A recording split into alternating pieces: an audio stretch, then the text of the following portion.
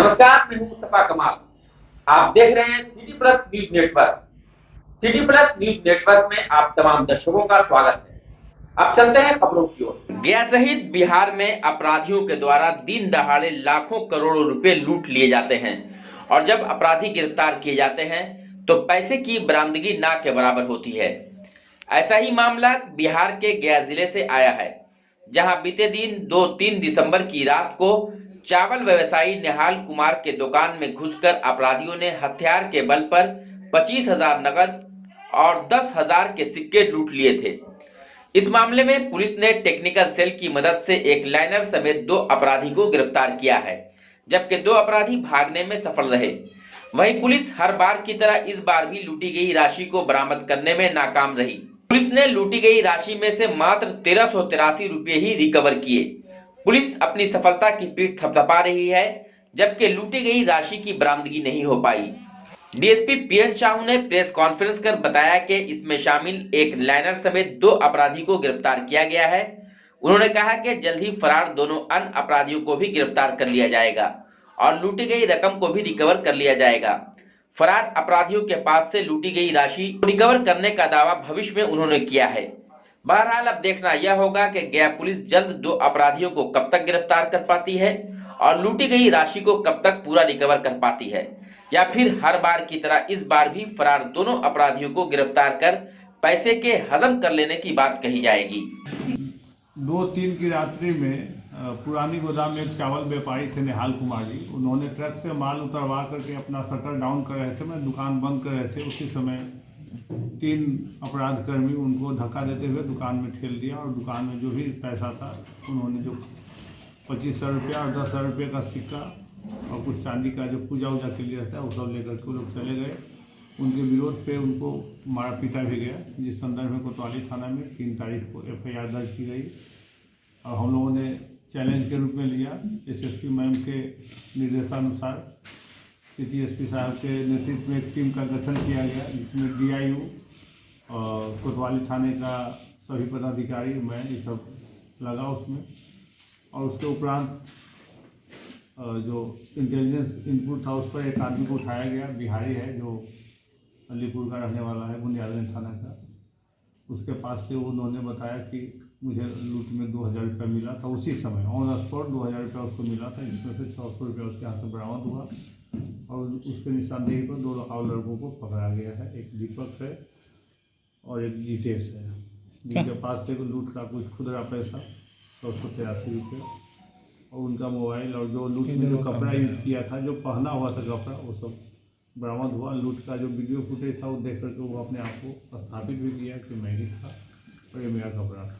जिस पहला आदमी पकड़ा है तो वो कहाँ से पकड़ा है? बाकी लोग वो अलीपुर है गांव का नाम, बुनियादगंज थाना में। वो यही KP रोड में ही दुकान में, कपड़े की दुकान में सेल्समैन का काम कर रहा है बहुत दिन से, लगभग 7-8 वर्षों से। वहाँ पर सारा आइडिया उसको है। आज के डेट में 19-20 साल का है, लेकिन 8 साल से उस कपड़े की दुकान में काम कर रहा है। इतिहास भी मतलब और भी गिरोह में लोग हैं। हाँ, 2 आदमी इसमें और हैं जो मेन में थे। 2 लड़के जो है रैकी वाले पकड़ाए, जो बता रहे थे कि कहाँ कैसे करना है, क्या करना है। उन दोनों की तलाश जारी है और शीघ्र ही उन दोनों को भी पकड़ा जाएगा। क्या क्या बरामद की गई है सर? बरामद तो पैसा ही गया था और तो उनके यहाँ से कुछ गया नहीं था, सिर्फ पैसा गया था। वो जो हथियार लहराया जा अभी रहा था, नई रिकवरी हुई है। हथियार का हम लोग प्रयास में है। कुछ लोगों का क्रिमिनल हिस्ट्री भी है, बाकी लोगों का तहकीकात की जा रही है। कुल कितने लोग थे इसमें? स्पॉट पे 3 आदमी थे, 2 आदमी बाहर रेकी कर रहे थे, 5 आदमी मात्र थे। उन्होंने जो FIR किया और 3 ही आदमी के, दुकान में 3 ही आदमी प्रवेश किया था। मुख्यमंत्री दिव्यांगजन सशक्ति योजना अंतर्गत संचालित संबल योजना के तहत बैटरी चालित ट्राईसाइकिल योजना के तहत 441 लक्ष्य के विरुद्ध 322 ऑनलाइन आवेदन प्राप्त हुए हैं, जिसमें से वर्तमान में 33 प्राप्त आवेदकों को स्वीकृति एवं पात्रता की शर्तों के अनुसार वितरण किया जाएगा। इस योजना के तहत लाभान्वित किए जाने हेतु सहायक निदेशक दिव्यांगजन सशक्तिकरण कोषांग के द्वारा CRPF 159वीं बटालियन के परिसर में शिविर का आयोजन किया गया, जिसमें डॉक्टर त्यागराजन SMDM एवं DDC के द्वारा बांके बाजार प्रखंड के 7, बोधगया के 2, गोरारू के 1, नगर के 1, कोंच के 5, खिजरसराय के 11, मानपुर के 2, आमस के 1, गुरुआ के 1 तथा नीमचक बथानी के 2 लाभुकों को बैटरी चालित ट्राईसाइकिल दिया गया। मौके पर जिला पदाधिकारी डॉक्टर त्यागराजन ने उपस्थित दिव्यांगजन से बात की और उनके क्वालिफिकेशन से संबंधित जानकारी प्राप्त किया। उन्होंने सभी दिव्यांगजन को भविष्य के शुभकामना के लिए बधाई भी दी। मौके पर सभी दिव्यांगजनों ने जिला पदाधिकारी का धन्यवाद किया। उन्होंने कहा कि उनके विशेष पहल से आज दिव्यांगजनों के बीच मोटर युक्त ट्राईसाइकिल का वितरण किया गया है। इसके साथ ही सड़क सुरक्षा को देखते हुए सभी दिव्यांगजनों को हेलमेट भी उपलब्ध कराया गया।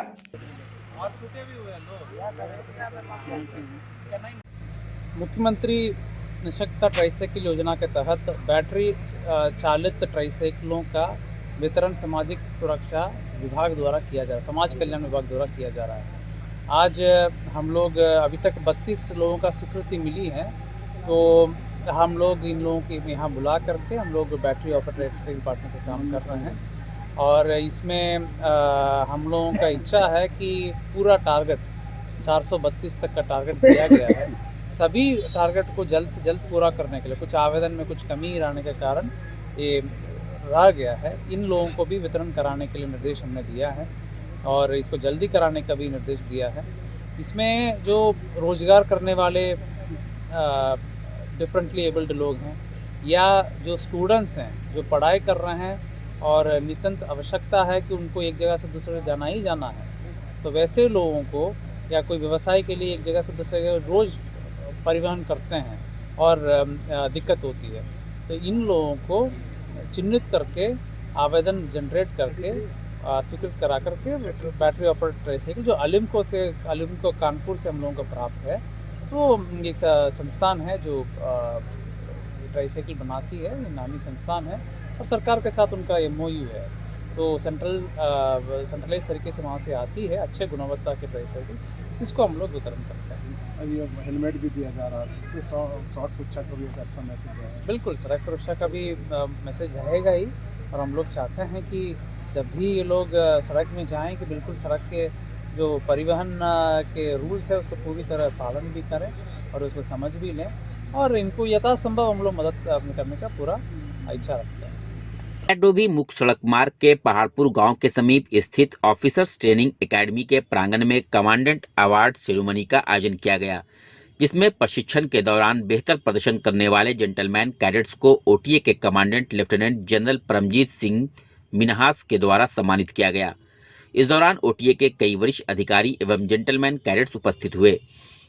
गौरतलब हो कि आगामी 10 दिसंबर को OTA के प्रांगण में 22वीं पासिंग आउट परेड का आयोजन किया जाएगा, जिसमें कुल 69 जेंटलमैन कैडेट्स पास आउट होंगे, जिसमें 8 कैडेट्स दूसरे देश के शामिल हैं। वहीं 5 भूटान, 2 श्रीलंका और 1 वियतनाम देश के कैडेट्स हैं। कार्यक्रम में समीक्षा अधिकारी के रूप में सेना प्रशिक्षण के general officer commanding in chief lieutenant general Surinder Singh महल शामिल होंगे। वहीं 9 दिसंबर को OTA के प्रांगण में मल्टी एक्टिविटी डिस्प्ले का आयोजन होगा, जिसमें gymnastic, horse show, sky driving, motorcycle daredevils show, mallakhamb की शानदार प्रस्तुति जवानों के द्वारा की जाएगी।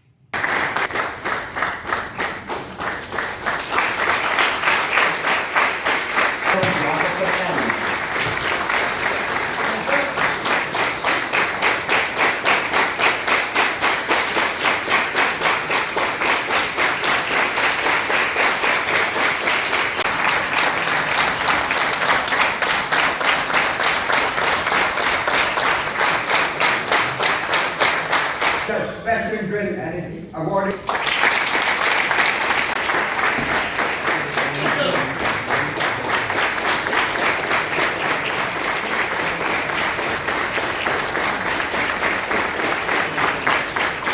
Cadets of passing out course is awarded to foreign gentleman cadet Sangye Samfel from Bhutan.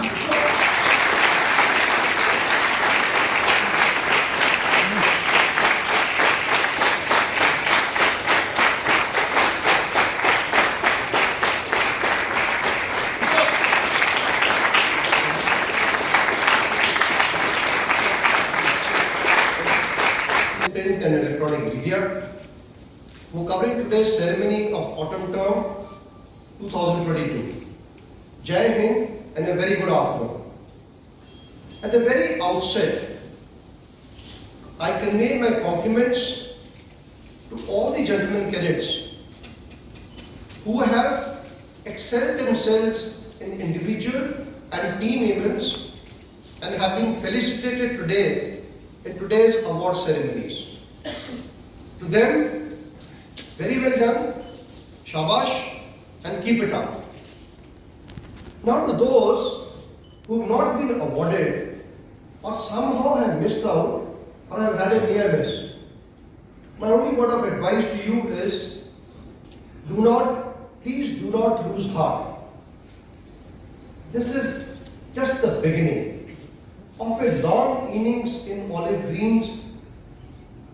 The Indian Army, which are going to very soon get commissioned into. So there is a long way for you to prove yourself, and you will get adequate opportunities to prove your mettle. Right?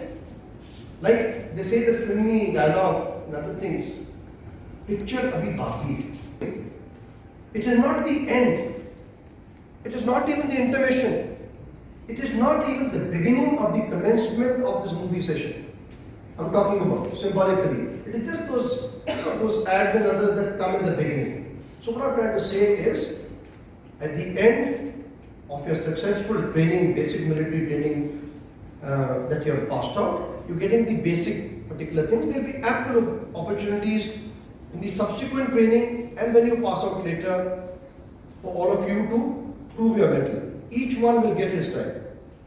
Next, I again want to compliment the passing out forces, and we are complimenting them, and we will be complimenting the particular parade and other events that are going to follow for having successfully completed your training. That is one. And specifically our second termers who completed their basic military training at OTA Gaya and are now moving onwards and upwards to the designated cadet training wings for their technical training. Gentlemen, you've got a long way to go. The amount of service that the senior officer lot and all have put up. I don't want to give you a few words of advice. I won't call them the pearls of wisdom. Something about awards and rewards. शहर के गांधी मैदान में गया जिले के विभिन्न क्षेत्रों से होमगार्ड की नौकरी के लिए बहाली कर रहे युवकों में खासा नाराजगी देखी गई। जिले के विभिन्न प्रखंडों के रहने वाले युवाओं में होमगार्ड की नौकरी पाने के लिए गया के गांधी मैदान में जयसूर्या फिजिकल एकेडमी के अधीन होमगार्ड की नौकरी के लिए तैयारी कर रहे हैं। कई युवाओं ने कहा कि गया जिले के विभिन्न प्रखंडों के ग्रामीण क्षेत्रों से आकर गया शहर में किराए के मकान में रहकर होमगार्ड की नौकरी पाने के लिए पिछले कई महीने से वह तैयारी में लगे हैं, परंतु होमगार्ड की बहाली की तिथि लगातार बढ़ाई जा रही है, जिसको लेकर तैयारी कर रहे युवा पीढ़ियों में नाराजगी देखी गई। होमगार्ड की तैयारी कर रहे युवाओं ने कहा कि होमगार्ड की बहाली के लिए बीते दिनों कई डेट जिला प्रशासन के द्वारा निर्धारित किया गया है, परंतु निर्धारित किए गए तिथि पर बहाली प्रक्रिया बहाल नहीं की गई। वहीं उन्होंने कहा कि मंगलवार को 6 दिसंबर की तिथि भी जिला प्रशासन के द्वारा तय की गई थी, परंतु इस तिथि को भी होमगार्ड की बहाली नहीं कराई गई। युवाओं ने कहा कि जिसको लेकर गया के जिला पदाधिकारी से उन्होंने मुलाकात भी की, परंतु गया के जिला पदाधिकारी के द्वारा कहा जाता है कि सरकार के द्वारा बहाली के लिए आवंटन राशि प्राप्त नहीं होने के कारण बहाली में देर हो रही है। युवाओं ने यह भी बताया कि गया जिले को छोड़कर सभी जिले में होमगार्ड की बहाली कर दी गई है, परंतु गया जिले में होमगार्ड की बहाली में लगातार तिथि को बढ़ाया जा रहा है। युवाओं ने कहा कि होमगार्ड की बहाली के लिए उम्र सीमा तय होती है, जिसके तहत भी हम लोग तैयारी कर रहे हैं, परंतु ऐसा लगता है कि जब तक होमगार्ड की बहाली होगी तब तक हम लोगों की उम्र सीमा समाप्त हो जाएगी। कई युवाओं ने यह भी कहा कि परिवार की दयनीय स्थिति ठीक न रहने के कारण स्वयं दिन में मजदूरी कर होमगार्ड की नौकरी के लिए वह तैयारी कर रहे हैं। ऐसे में लाजमी है कि बहाली की तिथि बार बार बढ़ने से युवाओं एवं युवतियों में आक्रोश व्याप्त हो जाएगा। अंत में बहाली समय पर नहीं लिया जाता है तो सड़क पर उतरकर यह लोग आंदोलन करने को लेकर भी चेतावनी दे रहे हैं।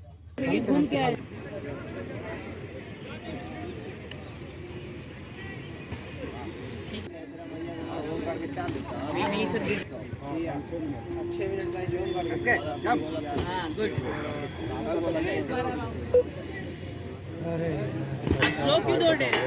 एकदम सीधा सीधा गिरिए, एकदम सीधा, पैर ऐसे होना चाहिए, एकदम सीधा। चलिए देखिए, फिर आप बार बार डेट बढ़ने से परेशानी तो हो ही रहा है।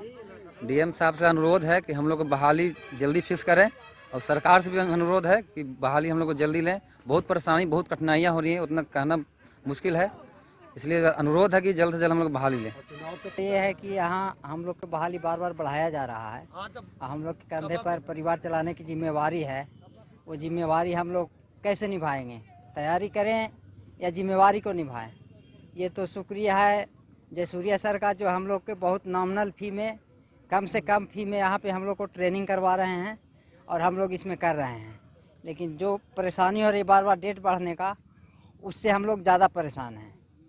हम लोग का मांग यही है कि जल्द से जल्द हम लोग को बहाली लिया जाए, नौकरी हो अन्यथा नहीं हो, कम से कम टेंशन फ्री आदमी हो जाएगा इससे। अगर नहीं ली जाती है बहाली तो क्या करिए? नहीं ली जाती बहाली तो फिर हम लोग सड़क पे उतरेंगे, आंदोलन करेंगे। कितना टाइम पड़ेगा? क्या समस्या है आप लोगों की? समस्या है कि हमारा होमगार्ड का भर्ती था, जो 6 महीना से हम अपने तैयारी में लगे हुए थे, काम धंधा छोड़कर। जो राजमिस्त्री से पेशा वर्ग हैं, राजमिस्त्री का काम करते हैं, सब काम धाम छोड़ के हम 6 महीना से होमगार्ड के भर्ती में लगे हुए हैं। डीएम साहब ने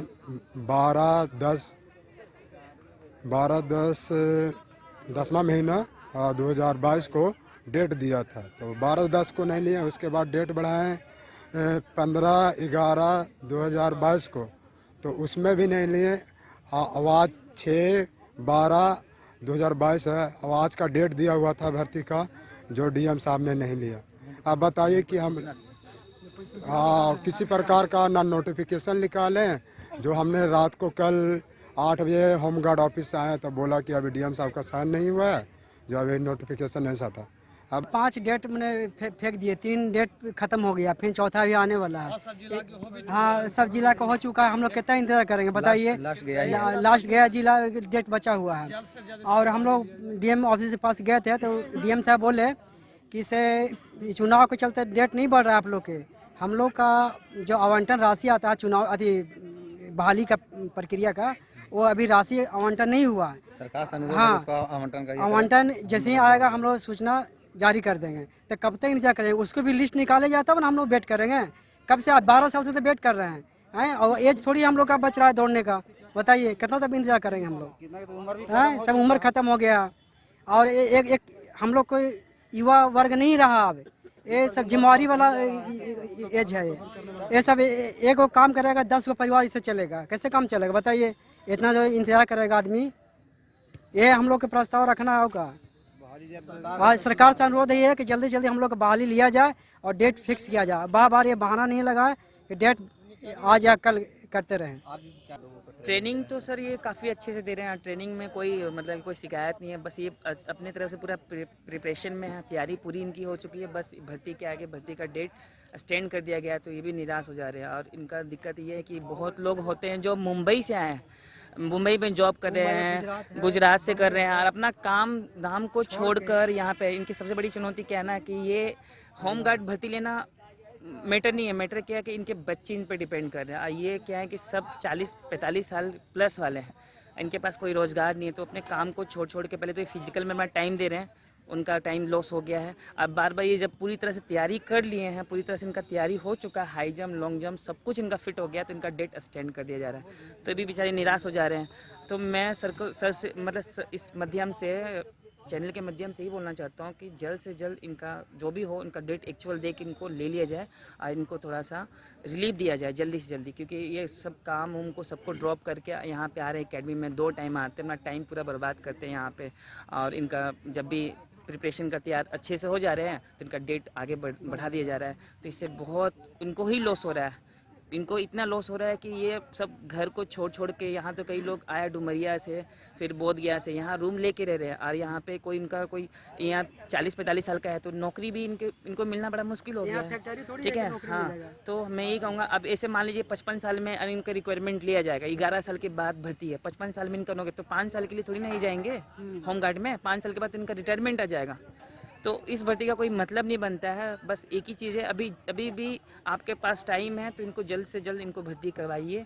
और please sir date by date मत दीजिए, क्योंकि ये सब फंसे हुए हैं, फंस गए हैं, ये जाल में फंसे हुए हैं, जाल में फंस गए हैं। क्योंकि जब भी ये पूरी तरह से प्रिपरेशन हो जाते हैं, पूरा तैयारी हो जाता है, तो डेट आते आते डेट रिलीज़ करके उसको फिर स्टैंड कर दिया जाता है। तो एक ही डेट दीजिए जो एक्चुअल में दीजिए, जो भी डेट होगा उसको फाइनल कर दिए सर, बस यही गुजारिश है। सर मैं जय शौर्या फिजिकल एकेडमी का ट्रेनर हूँ और मेरा नाम जय है। बिहार के गया के रहने वाले मोहम्मद शमीम ने कमाल कर दिखाया। 9 माह में ही पोलियो का शिकार होकर पैर से दिव्यांग हो जाने वाला मोहम्मद शमीम अब फ्रांस में अंतर्राष्ट्रीय स्तर पर जौहर दिखाएगा। गया के कटारी हिल रोड स्थित अंबेडकर नगर के समीप रहने वाले मोहम्मद शमीम आलम का चयन अंतर्राष्ट्रीय ओलंपिक्स में टेलरिंग प्रतियोगिता के लिए हुआ है। यह प्रतियोगिता मार्च 2023 में खेली जाएगी। भारत से इकलौते प्लेयर के रूप में मोहम्मद शमीम का चयन हुआ है। गौरतलब हो कि अंतर्राष्ट्रीय ओलंपिक्स प्रतियोगिता दिव्यांगों के लिए ही होती है। इसमें कई तरह की प्रतियोगिताएं होती हैं, जिसमें टेलरिंग, फोटोग्राफी समेत 14 तरह की प्रतियोगिताएं शामिल हैं। शमीम का चयन टेलरिंग में कम समय में कोट बनाने के लिए हुआ है। 8 से 10 घंटे में बनने वाले कोट को महज वह 6 घंटे से कम समय में ही बना देता है। मोहम्मद शमीम बताते हैं कि विकलांगता अभिशाप नहीं बनती, बल्कि मन से मजबूत होकर बड़े लक्ष्य को पाया जा सकता है। मन से विकलांगता होती है, शरीर से नहीं। यही वजह है कि वह दिव्यांग होते हुए भी आज अंतर्राष्ट्रीय स्तर पर ओलंपिक्स टेलरिंग प्रतियोगिता के लिए सिलेक्ट हुए हैं। वह बताते हैं कि 14 वर्ष की उम्र से उसने टेलरिंग में महारत हासिल कर ली थी। पिता भी छोटे मोटे टेलरिंग का काम करते थे और उनके द्वारा सिखाए गए टेलरिंग आज भारत के लिए काम आ रहे हैं। वह बताते हैं कि इसके बाद अंतर्राष्ट्रीय प्रतियोगिता में मुकाम मिला है। उन्होंने कहा कि NAAI के तहत उनका सिलेक्शन हुआ है। वह अब भारत देश का नाम अंतर्राष्ट्रीय स्तर पर रोशन करेंगे और भारत के लिए गोल्ड मेडल जीतकर लाएंगे। आलम के पिता मोहम्मद रशीद और मां बताती हैं कि मेरे बेटे ने देश का नाम रोशन किया है, इससे बड़ी खुशी की बात और क्या हो सकती है। वह बताते हैं कि बड़ी गरीबी के बीच उन्होंने शमीम का पालन पोषण किया और फिर किसी तरह से टेलरिंग सिखाया। और मशिंदी बताती हैं कि बचपन में वह पोलियो का शिकार हो गया था। धीरे धीरे मैट्रिक पास करवाया और हम लोग काफ़ी गरीबी हालत में थे। मैट्रिक पास कराने के बाद शमीम को वेल्डिंग मशीन के यहाँ काम करवाने के लिए रख दिया। छोटे ही से इसको पोलियो मार दिया और बहुत परेशानी से इन लोग को दोनों को पोसें चले। जो कुछ लायक हो गया, पढ़े लायक, इन लोग को गया है में दोनों को ले जाते थे और रोज लाते थे। पोलियो जो मारा, काफ़ी पैसा हमने लगाया, जितना हमसे हो सका उतना किए। लेगा कि अब नहीं हो रहा तो हम लास्ट में छोड़ दिए। फिर उसके बाद वही करीब 10 माह तक पढ़ाया इसको। तो हम सोचा कि गरीबी का दौर था उस वक्त, तो सोचा कि कहेंगे हम किसी काम में रखा देंगे, जो पैसा बच्चा हम लोग बच्चा लाएगा। तो किसी दुकान एक जगह दे गए, एक दिन किया, दूसरा दिन कह कि इससे नहीं हुआ काम, हम इसको ले जाइए। तो ये लास्ट में फिर हम अपने साथ ही ले जा करके अपना हुनर इसको जो भी था सब इसको हम बताएं। अब कैसा महसूस हो रहा है आपका ये बेटा में? बहुत अच्छा महसूस हो रहा है। कम से कम इतना ताकत है कि चलिए अपना मोहताज नहीं है, बल्कि अब ऐसा हो गया कि हम लोग को भी देता है और अपना भी खर्चा का बाल बच्चा है, वो बच्चा है, उसको बढ़िया से अपना पहले पका कमा खा रहा है। तो कहाँ जा रहा है ये? फ्रांस। अच्छा, भारत के लिए खेलेंगे, करेंगे ये? भारत के लिए देश रोशन करेगा। नाम क्या हुआ आपका? मोहम्मद रशीद। मुझे फ्रांस के लिए ओलंपिक्स में चयन हुआ हूँ, जिसके लिए मैं 2023 में मार्च में फ्रांस जाऊँगा और वहाँ कोट बनाकर देश के गोल्ड मेडल प्राप्त करूँगा। ओलंपिक्स एक ऐसा प्लेटफॉर्म है कि कुछ सीखने सिखाने, ज़िंदगी संभालने का मौका मिलता है। ये स्किल इंडिया की तरह है। ओलंपिक सिर्फ विकलांगों के लिए एक गेम होता है, जो से सिलेक्शन मेडल जीतने के बाद इंडिया में, उसके बाद बाहर के लिए कुछ इंटरनेशनल खेलने का मौका मिलता है। किस चीज़ में चयन, कहाँ चयन हुआ है आपका, किसके लिए प्रतिनिधित्व करेंगे आप? मैं बहुत खुशी की बात है कि मुझे रीजनल में गोल्ड मेडल और नेशनल में गोल्ड मेडल प्राप्त होने के बाद फ्रांस में मुझे चयन हुआ है, जिसमें बिहार के पूरे भारत से मैं चुनाया हूँ। और मुझे उम्मीद है कि फ्रांस में जाकर अपने भारत के लिए गोल्ड ही जीत कर आऊँगा, क्योंकि उम्मीद ही हमारी भरोसा है और ज़िंदगी में कभी हार नहीं मानना चाहिए। अगर डिफिकल्टी है तो डिफिकल्टी के बाद आपके अंदर एबिलिटी भी है, एबिलिटी को आप अगर देखेंगे तो आप कुछ कर सकते हैं। कितने मेडल जीत चुके हैं सर? रीजनल में मैं 3 मेडल, गोल्ड मेडल भी 3, नेशनल में भी जीता हूँ। अब इंटरनेशनल में मुझे जीतने का मौका मिला है, मैं अब इंटरनेशनल में जीत कर देश का नाम रखूँगा। अच्छा, क्या काम है, क्या प्रतियोगिता है? ओलंपिक्स जो है पूरे ट्रेनिंग का काम होगा ये, जिसमें कोर्ट बनाना है। कोर्ट में पूरे वर्ल्ड के लोगों से कंपटीशन हमारी होगी और जिसमें भारत में मैं ही चुनाया हूँ। कितने घंटे में बनाना है ये टाइम क्या है? 6 घंटे का टाइम मुझे मिला है। 6 घंटे में मुझे पूरा कंप्लीट कर देना है, 6 घंटे के अंदर। नाम बताइए अपना। मोहम्मद समीम आलम, बिहार के रहने वाला हूँ।